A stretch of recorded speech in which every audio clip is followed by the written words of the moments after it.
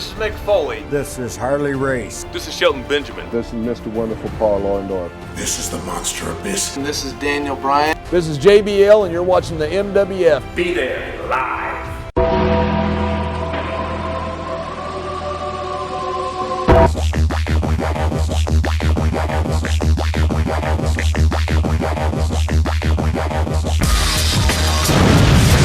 Wrestling fans around the corner, around the world, welcome to the post Monday Night Raw edition of Wrestling Insider Special Edition. I'm Dan Mirade, joined by one of the true prodigies of the King of Sports Professional Wrestling from all the way down in southwestern Connecticut, if you've ever heard of it described like that, Mr. Matt Degnan. Matt, pleasure for you to join us. You can't join us in studio every week for these TV show reviews, but why not try it podcast style? The 2.5 hour much better at the Prodigy headquarters. You have your own headquarters now. My own headquarters in beautiful Milford, Connecticut. Well, I don't know. Nancy may have something to say about that, but that's a different story for a different time, I suppose. Well, she's not home right now, so.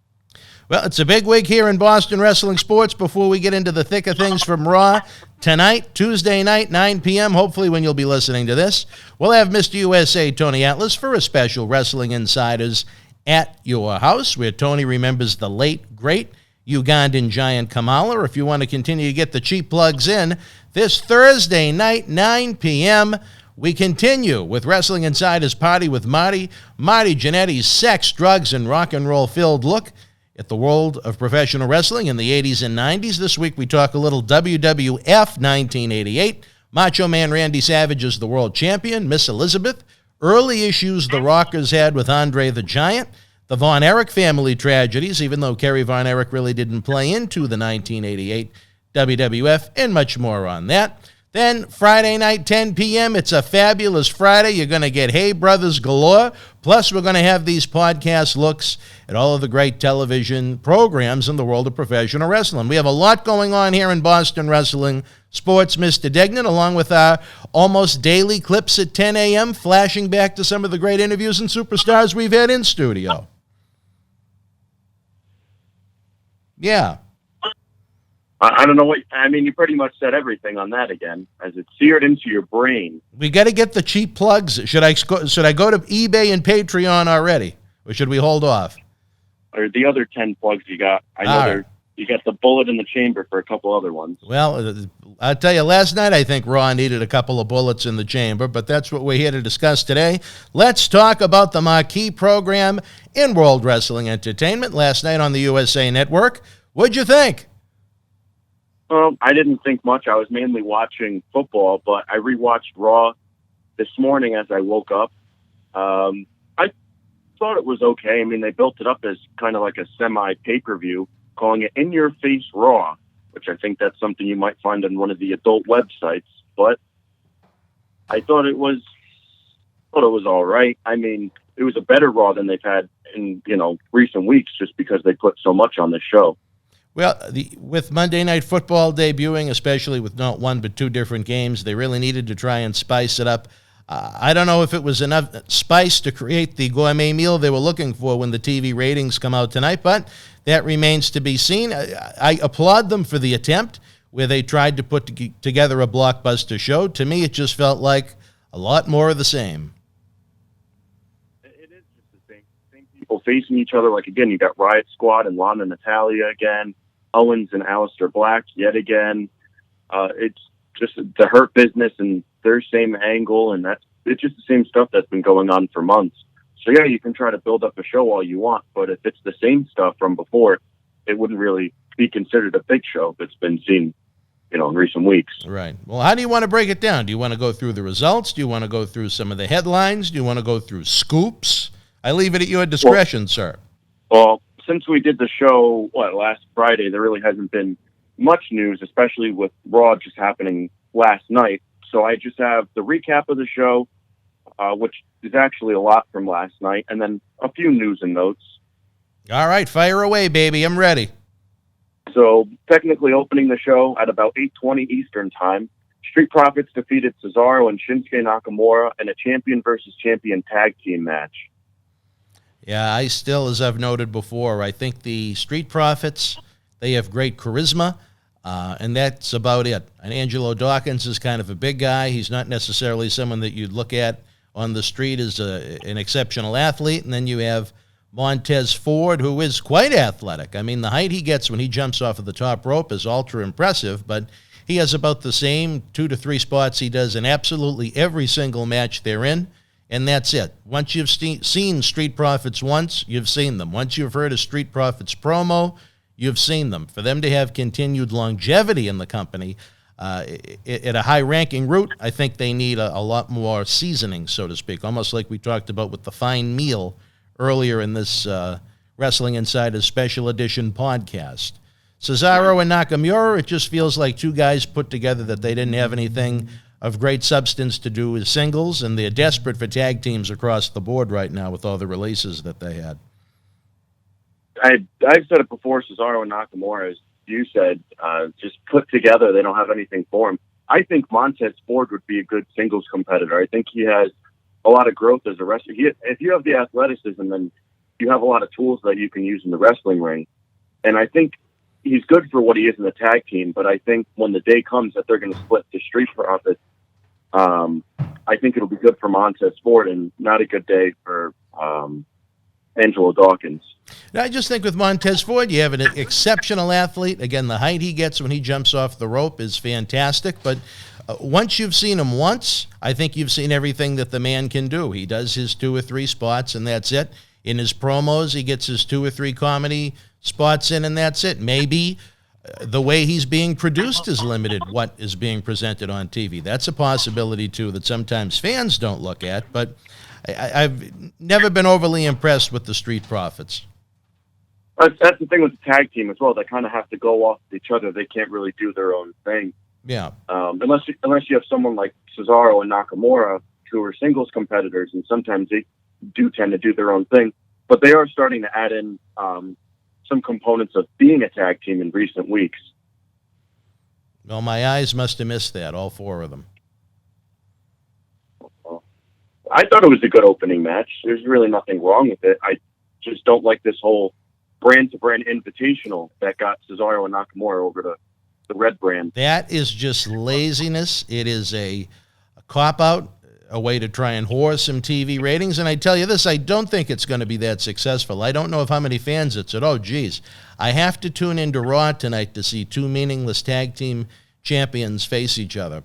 One man's opinion, I could be wrong. Maybe it lit up the Nielsen's. I don't think so. With no appeal, little build-up. They just showed up out of the blue the week before and issued a challenge. For whatever reason, there's no person in charge, whether it be a GM or a commissioner or a president, to actually authorize the matches. For whatever the reason, wrestling over the past 20 years, more often than not, wrestlers just make matches. There's no contracts. There's no authority figures doing so. It's just, oh, this big match is coming after this brief timeout with no build-up, no sizzle to it whatsoever, just expect it. You just give away too much, too quick, too soon. They could build up some of these scenarios, storylines over several weeks instead of several hours, which is the case far too often than not, which gives fans far less reason to go out of their way to tune in, to want to see the resolve to whatever the potential issues may be. But one man's opinion. Well, you said exactly what I was going to say, but... Well, I'm sorry I stole your thunder. It's all right. Well, I got my own notes here, but... Good. I don't. I guess if you want to steal them. And then the next segment, I guess you could say, Andrade and Angel Garza had a brawl backstage. Another tag team broken up. I think the only tag team left on...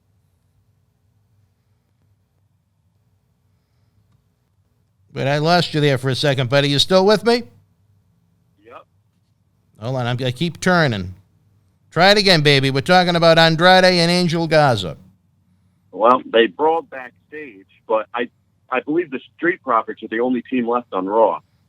It's pathetic. You're right. But I tell you this, I think Angel Garza and Andrade have been fine as a tag team, but long term, I look at those two as top-tier single talents for WWE, whether it be Raw or on SmackDown. I know Vince McMahon is especially high on Angel Garza, from what friends of mine have told me. I don't know as much as Andrade because his English isn't as concise maybe as Garza's is, but I mean, those would be two guys that would have 5-year contracts fresh in their hands to make sure they go nowhere anytime soon, even though Andrade has been a guy that I think has really been misused for quite a while now, too. I like both of them, and even, obviously, people in WWE are high on Garza, because how many even months did he spend in NXT?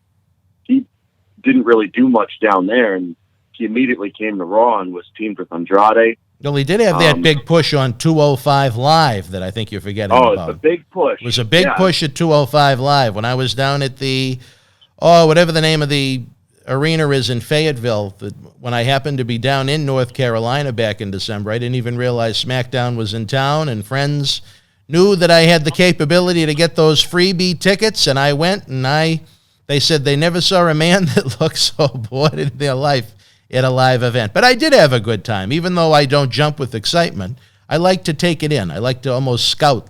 I almost take it in like it's a movie. You know what I mean? I don't need to jump up and down and holler and scream. And, I tell you this, Prodigy, as we continue this podcast, entering the building right now is a longtime close personal friend of the show, Mr. Howard Miller, wearing his arm brace today. Is Glantz there today? Glantz is still missing in Glantzville. I don't know. I know some of the Jewish holidays are coming up. Maybe that had something to do with his MIA-ness, but most of those holidays don't last over the course of a month. Howard, it's a pleasure to have you here, friend. Howard's, I think, going to use the restroom.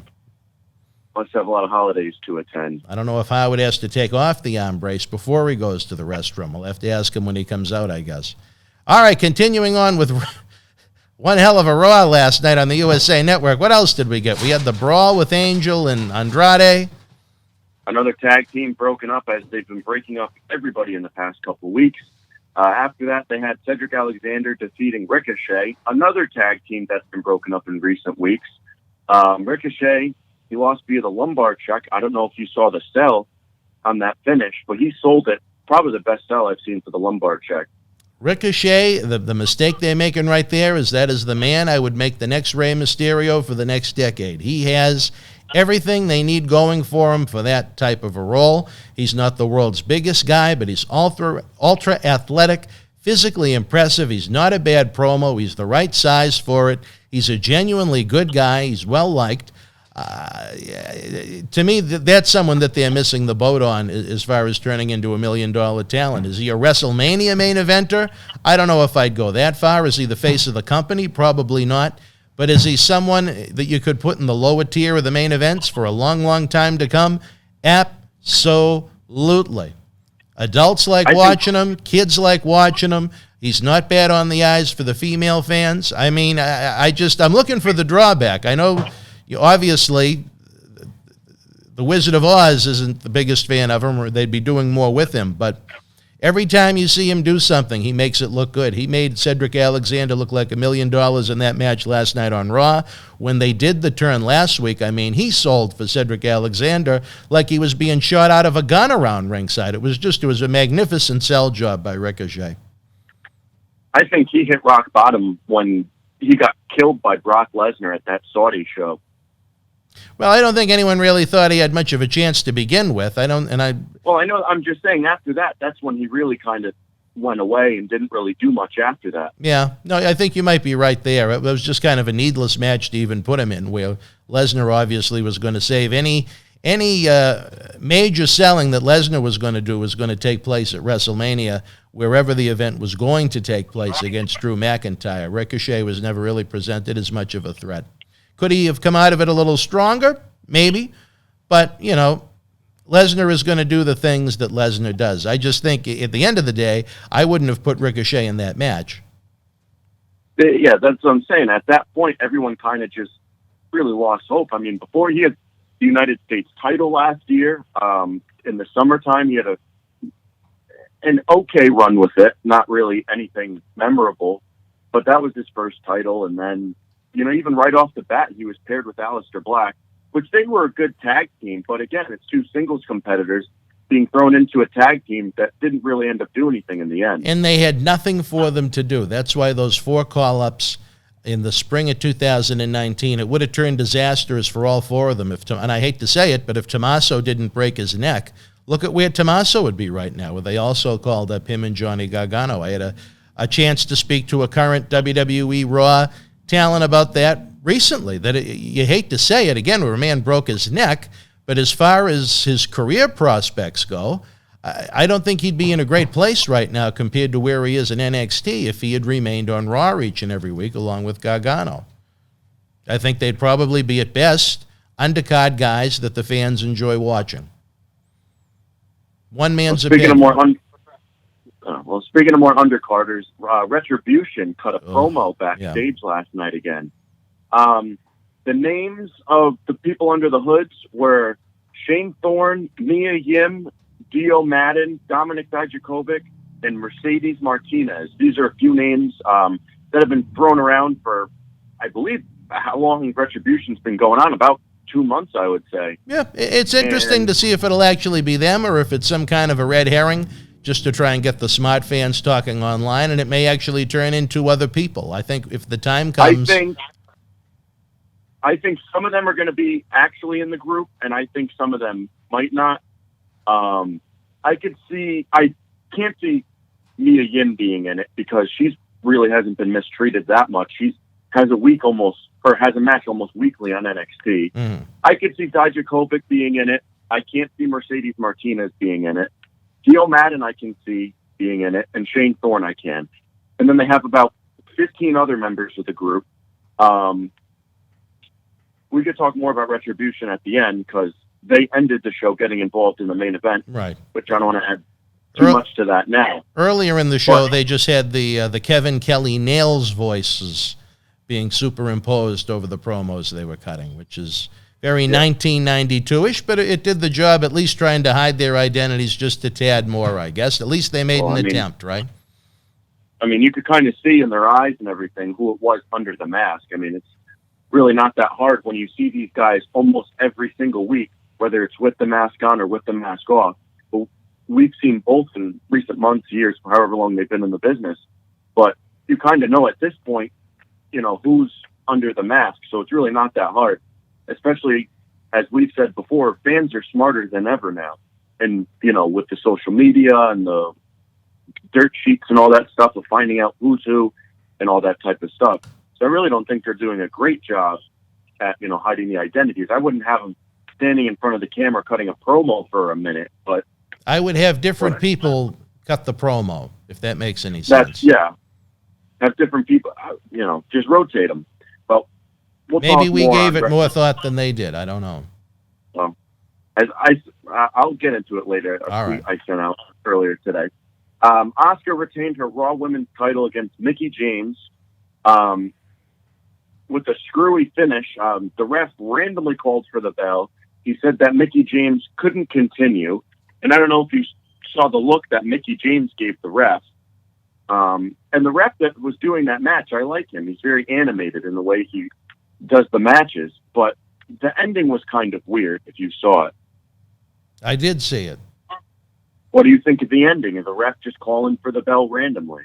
Other than the fact I was happy that it ended, it was a unique finish. I mean, there were times in the quote-unquote good old days you'd see title matches stop due to a ref stoppage, and the title wouldn't necessarily change hands because the match did not end via pinfall or submission. I don't know. Go ahead.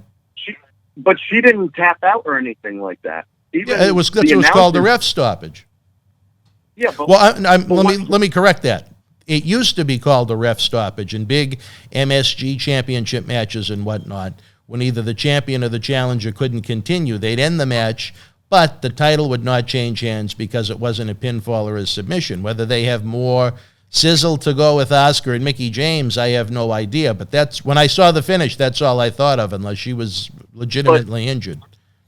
When Mickie James was in the submission, she was still moving around, and she was still trying to get out of it. I could see if she had her in the submission, and she wasn't moving, or whatever the case may be. But she was still moving and trying to get out of the submission, trying to go for the pin and stuff like that. It was just kind of random to me. It didn't look like she was, down for the count. But it was different than how you've seen finishes portrayed in a long, long time, if nothing else.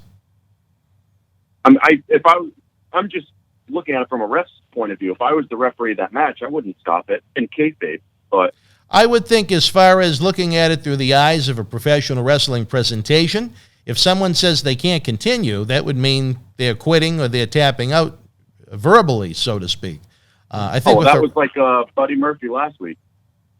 Well, poor Buddy, but anyway. Well, Buddy Murphy last week, he was getting hit with the kendo sticks from the Mysterio family, and he told the ref, he said, I quit. I heard he was ready to retire after some of those stiff shots from Angie Mysterio. Yeah, very stiff. One caught him in the chin.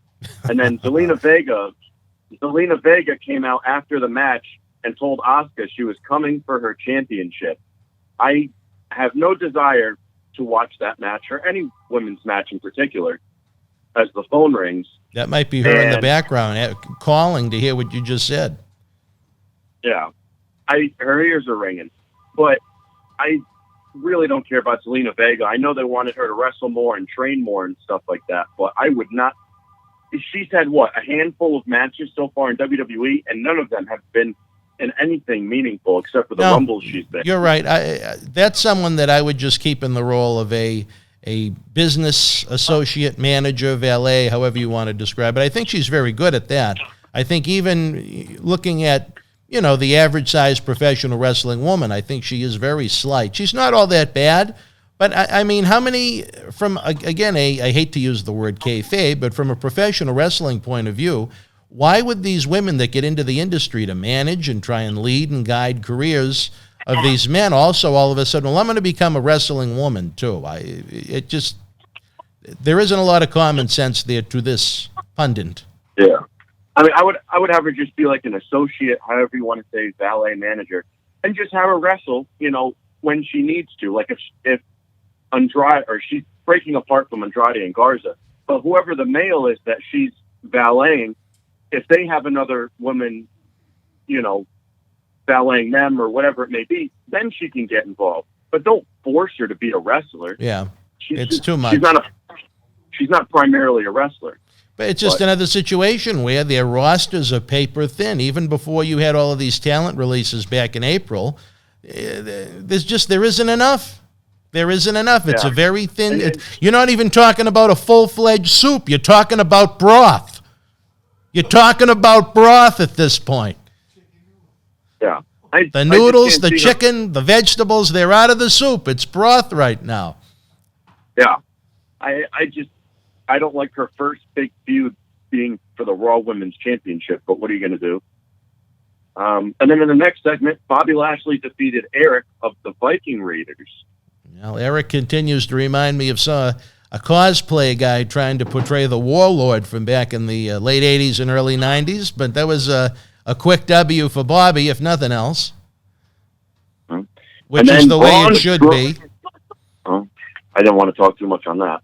All right. Braun Strowman debuted on Raw Underground. So I guess, and then they stated that Raw Underground is for Raw and SmackDown. So I guess calling it Raw Underground means nothing unless they're going to change the name to WWE Underground. Or just Underground. Or just, they like to put WWE in front of everything. You know what I'd change the name of it to? Nothing. Off the Air. But that's just my opinion. I've seen enough of Raw Underground. I mean, it's not my prediction, but I can see WWE changing it to WWE Underground and having it on Raw and SmackDown. But I don't think SmackDown needs it, because SmackDown's usually a pretty full show, and it doesn't usually lag as much as Raw does. Maybe it should just be either a full 8 o'clock or 10 o'clock sampling of Monday night that features guys from both shows. I don't think anyone has gone out of their way to see Raw Underground. If they've seen it more than once or twice, they've seen everything that the format offers, and I don't think it's done anything to improve the ratings of the show. I understand it's an attempt at something different. You have to applaud an attempt at doing something different, but now I think Raw Underground has got to be well past the 1 month mark. Am I wrong? Pretty fair. Yeah. I think it's been seen, it's been done, and it's nothing of great interest or value to the company. I think the way they do it is, instead of doing it as a one long segment, they do it in little spurts. Yeah. Throughout the last hour, which is better than doing a full hour of Yeah. it or a full half hour. But I like when could see Shane them- O'Mac gets in there after these 15-second shoot fights. Whoa, whoa, whoa! That's enough. That's enough. He's had enough. He's had enough. Yeah, these worked shoot fights. He wears, But to then, try and show I- off the muscles. He wears the kids' large T-shirts. Yeah. Shane O'Mac, Stone Cold. He loves showing off the muscles, even in his early Well- 50s. He's still got to look better than half the roster, but that's all right. Oh, speaking of Stone Cold, Kevin Owens defeated Aleister Black. He won via distraction from the lights flickering. They're hinting at Owens being involved with Retribution here. Oof. Or Oof. Oof. maybe they're trying to recruit him. I still can't understand how this Retribution group has gone from a group of anarchists who tried to blow up the building from the outside to the following week breaking in windows to then the following week running into the ring with the chainsaw to cut the ropes, to have access to the locker room to attack people, to have vignettes, to have promos. Now they have graphics and they have access to the light switch. If WWE's security cannot control this group of individuals, I don't know what that says about live fans when they go back to the arenas. But again, one man's opinion at the lack of common sense that goes into that through the average person's eyes each week on Monday night. I just think it's pointless. This whole Retribution thing, but as I said, we'll talk more on it later. But Kevin Owens picks up the win, or meaningly. Big win for Kevin. He was as boring as always, and I guess Aleister Black is going to have to try and find a new closet to pick a fight in. I don't know.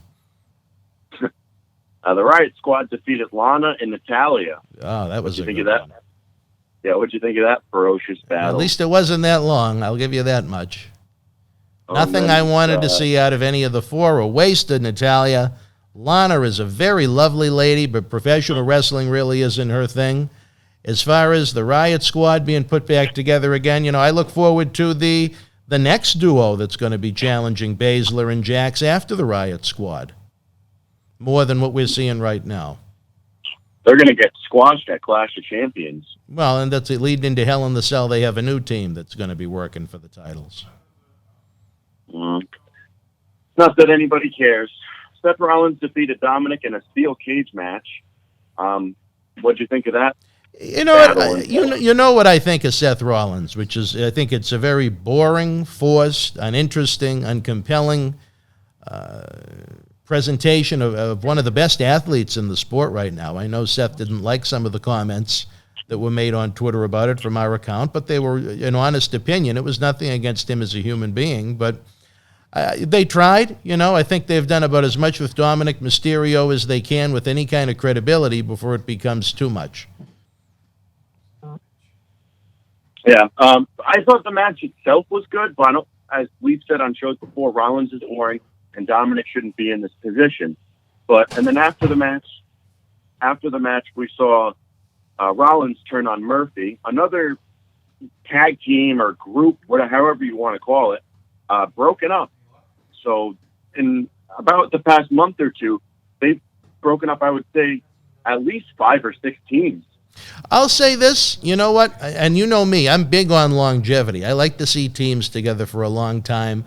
I like long title reigns, but anything that has touched Seth Rollins as Monday Night Messiah has just been a death since they formed it back in December. I think it's for the best just to end it, try and do something different with Seth, maybe send Murphy over to SmackDown, or maybe send Rollins to SmackDown and keep Murphy on Raw, or something along those lines. But as far as what's being done right now, it's just a complete and utter waste of time that's holding no one's interest, has no value to the television ratings, merchandise, or anything other than that. Well, Murphy was on SmackDown, and then he moved over randomly. Yeah. But I believe Seth Rollins, he's been on Raw since 2016. I don't think he's ever been on SmackDown. Oh, wait a minute. Before I interrupt you, across the street, we have quite another sighting. It is one of the board of directors here in the Millennium Wrestling Federation, the Hall of Famer Mark Dustin, along with Linda. I know that really piqued everyone's interest at home listening to this audio-wise, but we're very happy here in the podcast Pentagon, as we call it, here at MWF Studios. All right, well, not to interrupt you, but Mark Dustin just walked by. Now I forgot what the hell I was talking about. Right. But he's in his early Murphy, 70s. He probably forgot what he was talking about, too, but that's all right. Well, Murphy got moved over to SmackDown, but I think Rollins should go to SmackDown. I think it'd be very good for him since he's been on Raw for 4 years now. But I'd like to see Rollins move over there. I think they need to keep him away from The Fiend after the destruction that was done to him in that feud. 2019 was a bad year for Seth Rollins. He had all the momentum in the world coming out of WrestleMania when he all but squashed Brock Lesnar. Then all of a sudden, instead of being the face of Raw, he became Becky Lynch's boyfriend, which castrated him. Then just when you think they couldn't do any more damage to him, they made him look ballless against The Fiend. And then just when you think it couldn't get any worse than that, they turned him into the Monday Night Messiah. So he had 3 strikes going against him in a few short months in 2019. I think he needs a fresh coat of paint. Maybe it is going to SmackDown. I don't know. I think I would send Fiend to Raw, and then I would send Rollins to SmackDown. That would be your big shake-up this fall. Not the big shake-up, but just regarding those two, I would do that. All right, fair enough. And then in the main event, Keith Lee versus Drew McIntyre ended in a no contest after Retribution got involved. Retribution was then taken out by Lee, McIntyre, and the Hurt Business. This is the first time that Retribution has ever been taken out in full capacity. What did you think of the main event? Again, Lee and McIntyre and Randy Orton, that little feud going on, that love triangle. Another match ends in a no contest. I think it's a point I made either to you personally or a point I made on the last Raw-themed episode we did. Where does Keith Lee go from here? Unless you're going to give him the championship belt, there's only one place for Keith Lee to go, and that's down the roster. Again, when you bring in a newcomer like that, he should be built up for weeks and months over enhancement and undercard talent, not working with the top guys and not always coming away with the win, which is what we've seen thus far. And that is usually the recipe that fans see that doesn't fully allow them to get behind the superstar in question. And I think that's a mistake. Lee is a big guy. He's got size. Even though he's got girth to him, he can still move. I'm not a big fan of his promos, as I've mentioned. It almost seems like he's mocking himself. But, again, that's one man's opinion. I think more than anything, he's got a lot of grade A potential. And to put him in that position where he's only going to go down instead of up less than a month on television, it baffles the mind like a lot of things I see on Monday nights.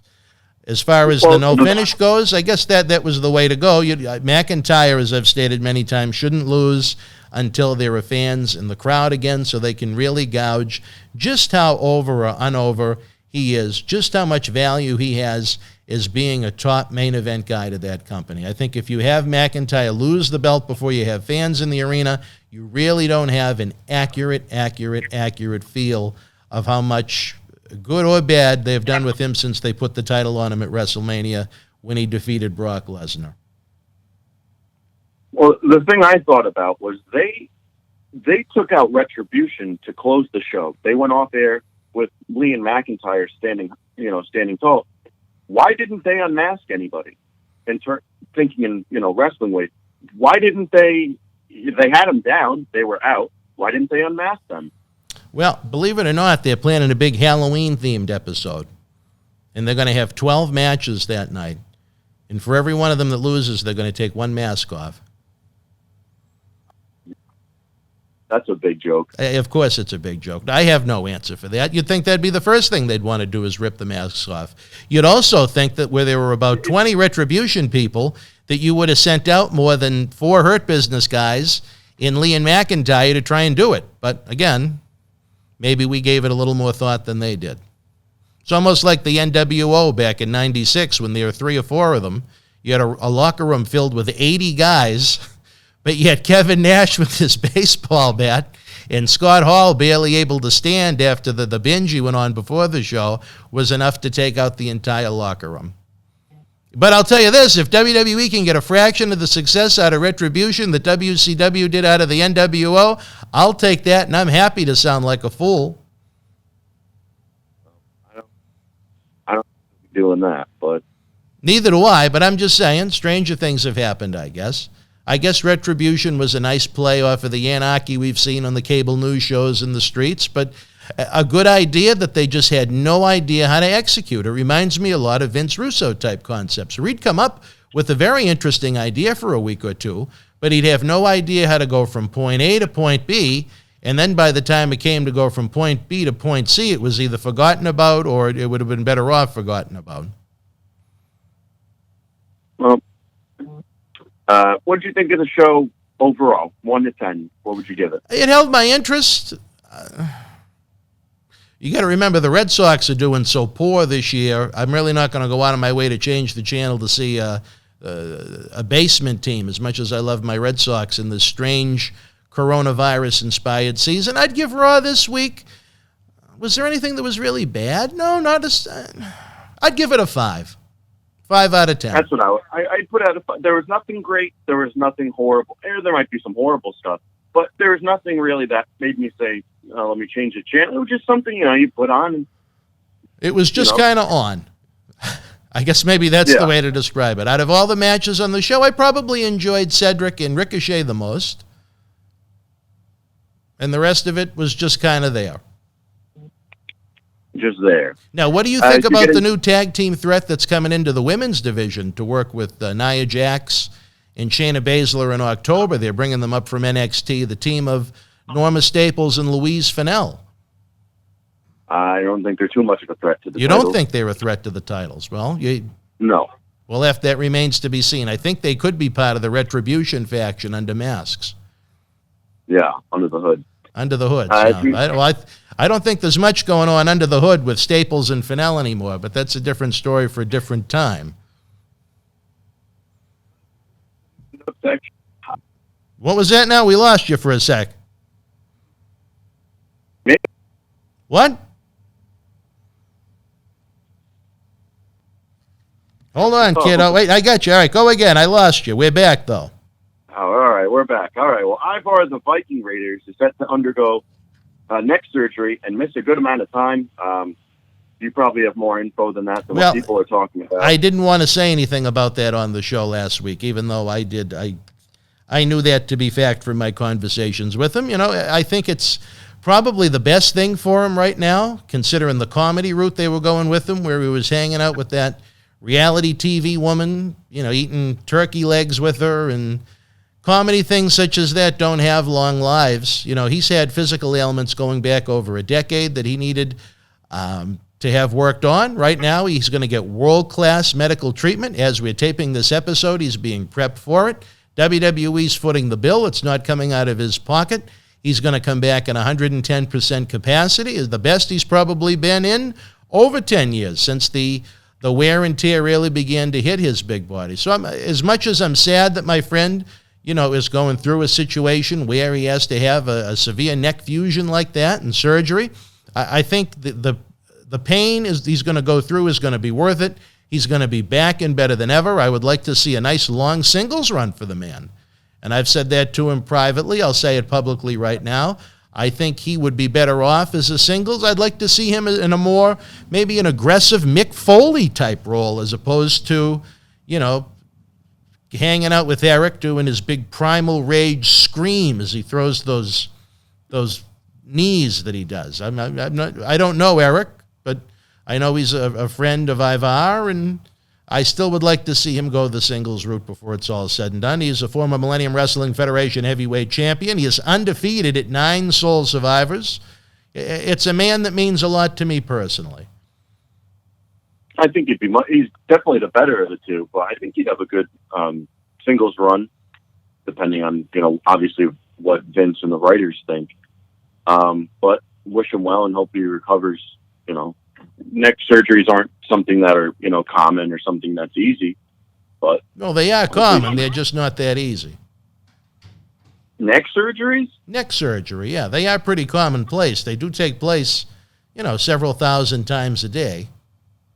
Well, not everybody breaks their neck or whatever it is, but of all the injuries that you could have, neck is probably one of the least ones, more arm or leg or something like that. But Well, as I told him, all he needs to do is worry about hitting the big leg. Just like his buddy from out in Venice Beach. Yeah. Randy Orton and Drew McIntyre will now be an ambulance match for the WWE title at Clash of Champions. Well, we've seen the regular singles match version of it at SummerSlam. I guess why not try and add a little pizzazz to Clash of Champions? Kind of a pay-per-view event that really doesn't have a lot of over-the-top sizzle heading into it. Is an ambulance match going to do the trick? I don't know. Maybe Cowboy Bob will be hiding in the ambulance. Mm-hmm.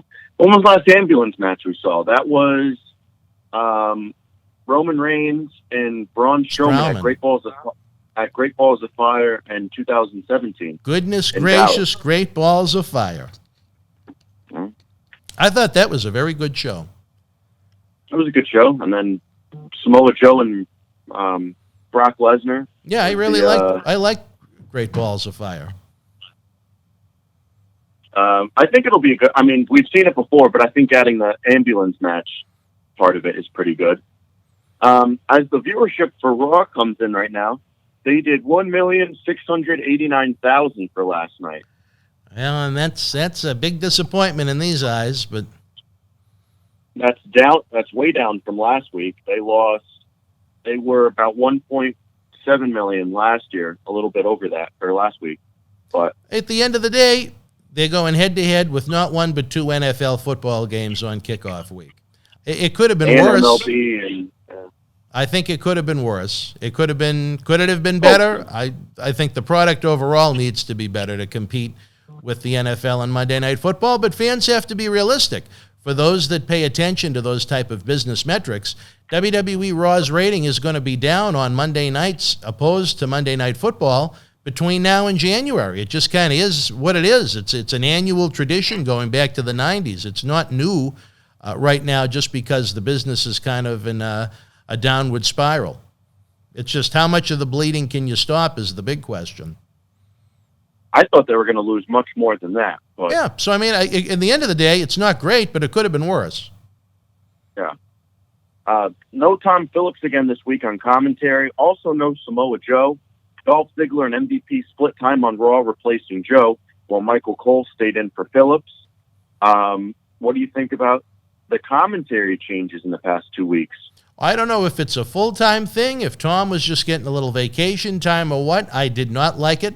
I think Michael Cole, for whatever the reason, comes across as much more effective on SmackDown than he does on Raw. Why? I couldn't tell you if my life depended on it, but I think when you mess with the soundtrack that you're expecting each week, it confuses people a little bit. I don't think it's going to make a major difference in the ratings, but as far as the enjoyability factor of it goes, I don't know. I think when you get used to hearing those voices and you mess with it, it's not necessarily a good thing. If everybody deserves a vacation, though. I don't know. Dolph Ziggler really didn't do that good on commentary. MVP, he was better than Ziggler in my opinion. I agree with that. Having Michael Cole for another 3 hours again. Little much. A little bit more. But, a little much, yeah. I don't know what's up with Samoa Joe. Is he getting, getting back in the ring, getting ready for that? Who knows? I've been so busy with our own productions, believe it or not, I haven't been able to keep tabs on Samoa Joe. But I'll look into it. Is he not re-signing with the company? I don't know, but you think he should return to the ring? If he's healthy, yeah. I think he's been healthy for a while. But I think as he ages, he'd be better off in a transition to the commentary team. I think he's actually very good. I think he's very effective providing a wrestler's point of view of what a wrestler is going through during a wrestling match. Yeah, I tell you this. like wait. I have to interrupt you again as we have another view down Main Street, Prodigy. We have a little tug your growing going on with the back of shorts on Main Street right now. I have no idea what that is. They're being pulled north right now. Oh, okay. Not south, north. North. Yep. A lot of tugging. But I do like Samoa Joe on commentary, but I like him more in the ring.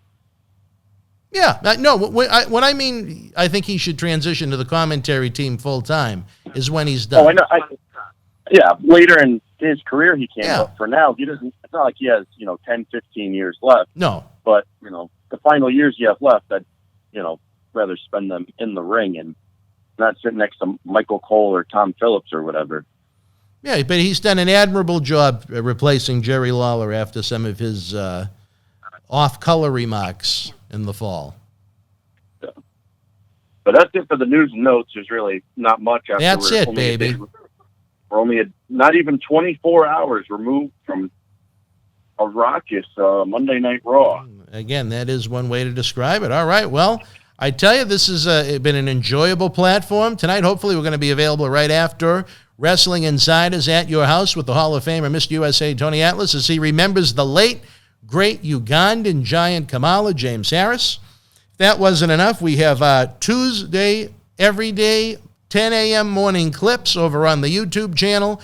Thursday night at 9 p.m., Marty Jannetty is back for Wrestling Insiders Party with Marty. It's a no-holds-barred, sex, drugs, and rock and roll filled trip through Marty's career in the 80s and 90s. This week, we look at his early days in WWF in 1988, his run with the Conquistadors, Shawn Michaels signing a very inappropriate autograph on a teenage girl, Macho Man Randy Savage's world champion, Miss Elizabeth, the Rockers' early issues with Andre the Giant, the Von Erich family tragedies, all in one episode. It is going to be a very interesting watch and listen for you fine folks. It's also available on the Patreon right now if you don't want to wait for the blockbuster premiere when we have so much fun in the open chat with Slick Rick B, Tina, Tania, Stoney, whatever name she's going by, Maria Davis, Trigger Trey, J.A. Will, all of our good friends that join us on those live premieres each week. And then don't forget, it's like Jason Voorhees coming back from the dead on a Friday the 13th episode. Right after SmackDown, Friday night at 10 p.m. after the Thunderdome, John Cena Sr. is back along with that piece. You never know how ragged it's going to be looking, but it's going to be a fabulous Friday night, baby. Plus all of the TV review episodes you and I are going to be doing podcast style, building up to a big culmination of the month of September when we're going to do that live Clash of the Champions watch-along here in studio, followed by a special edition of Wrestling Insiders when we're joined by WWE Hall of Famer Brutus the Barber Beefcake. And that's just the month of September, kid. I'm excited to see Hey Brother. He's the real HB kid. He's the Hey Brother kid. Forget about Shawn Michaels. I don't know much of the kid part, but... Well, he hasn't been a kid in a while, but that's a different story for a different time. And I would say, especially to one individual around these studios, tighten your belt. It's going to be a big month. Sometimes the jokes that the fans have no idea what we're talking about are a lot of fun to us. But, Matt, before we let you go, brother, here he comes. Anything of any note and interest to Monday Night Raw? Hopefully we're going to be back a little later in the week to be talking NXT, AEW, maybe Thursday night. Well, Wednesday nights are my favorite in wrestling because you got both of the shows, and I think those two shows are better than SmackDown and Raw. So Wednesday nights are usually my favorite. So Yeah. I look forward to doing this show Thursday more than today. So we will tentatively plan to tape this on Thursday afternoon for the fans to enjoy Thursday night. Well, I'll be looking forward to tomorrow night more than last night. But all right. Well, good. That's just my opinion. All right. Well, anything else to add before we hit the road, sir? No, I think we added everything, or more you than me. Well, that's why I'm giving you the open platform to take it home, brother. Hit the finish. Well, I don't know what else there is to say. You plugged everything. I don't think there's... What about more to I plug. don't think I plugged eBay. Did I plug eBay? I don't think so. We got some but great I know we merchandise have a over bunch in the of stuff eBay over on our- store. Help keep the productions on the air. Help keep those wrestling legends working. The same thing over on the Patreon for less than a cup of coffee at Starbucks. You have early access to the Great Wrestling Insider shows, all those great DVDs with Kamala, Sheiky Baby, Paul Bearer, other friends that have passed away, others that are on their way out. What else? That's a very dark way to put it, on their way out. Well, we got to be honest. We're honest people. I don't know. You plug everything. Everything is just so on the second of how you plug it. Quick wit, it's called. Quick wit. Quick wit. Huh? Quick wit. I mean, when you say it every day about 10 times, it comes easy. Well, when everyone joins, we won't have to plug it anymore, will we? Ah, now there you go, right? That's true. Positive thinking, right? Yeah. All right, my friend. I look forward to speaking to you sometime on Thursday. Thursday night, we'll have a doubleheader. We'll have the Party with Marty episode where Marty Jannetty joins us on Wrestling Insider, followed by us talking a little AEW and NXT from the night before. How about that? That's good. All right, wrestling fans, give us a big thumbs up, subscribe, share across the board. We need your help to make these great programs worth watching. Until we speak again, you and yours, be well, stay healthy.